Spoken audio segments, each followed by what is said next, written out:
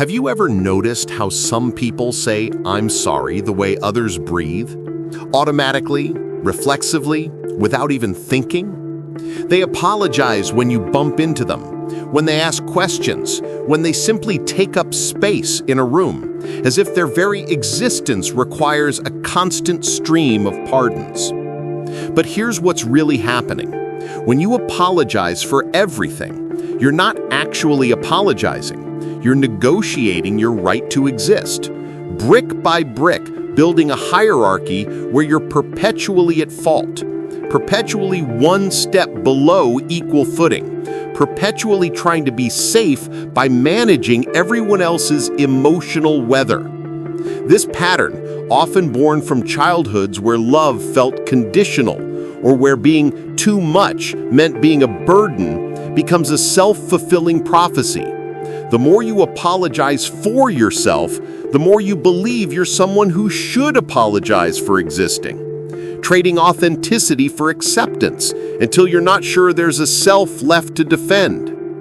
The healing begins when you realize your presence is not a problem to be solved, that you don't owe the world an apology for being human, for having needs, for taking up the space you're allowed to take up, and that the most radical thing you can do is simply exist without permission, reclaiming the person underneath all those sorries who was always worthy of love, respect, and belonging exactly as they are. What makes this pattern so insidious is how invisible it becomes over time. You don't wake up one day and decide to apologize for your existence. It happens gradually, like water wearing away stone. Each sorry seems insignificant in the moment, just a small social lubricant to smooth interactions and keep the peace. But these apologies accumulate, creating a psychological architecture where you've essentially taught yourself that your default state is wrong and that you must constantly course correct back to acceptability.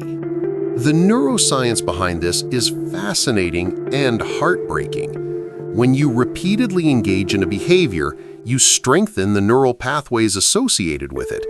This is basic neuroplasticity. So every unnecessary apology literally rewires your brain to make the next apology more automatic, more reflexive, more divorced from conscious thought. You're essentially training your nervous system to perceive yourself as a perpetual source of disruption that requires constant management. And because your brain is designed to be efficient, it starts initiating the apology response before you've even assessed whether you've actually done anything wrong. The sorry becomes a preemptive strike, a protective reflex like flinching before you're hit. But here's where it gets truly complex.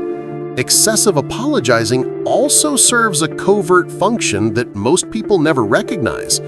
It's a form of hypervigilance that gives you the illusion of control in relationships where you feel fundamentally powerless.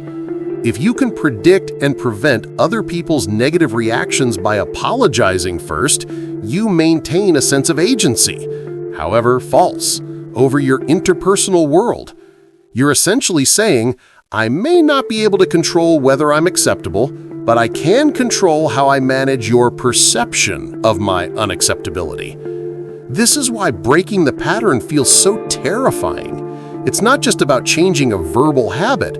It's about surrendering your primary coping mechanism for managing the fear of rejection. The path forward requires incredible courage because it demands that you tolerate the discomfort of not knowing how others will respond to the unfiltered you. It means sitting with the anxiety of letting your presence speak for itself without constant verbal reassurance that you're trying to minimize your impact. It means accepting that some people might be uncomfortable with your growth and choosing yourself anyway. Because ultimately, the question isn't whether you can stop apologizing, it's whether you can start believing you never needed permission to be here in the first place.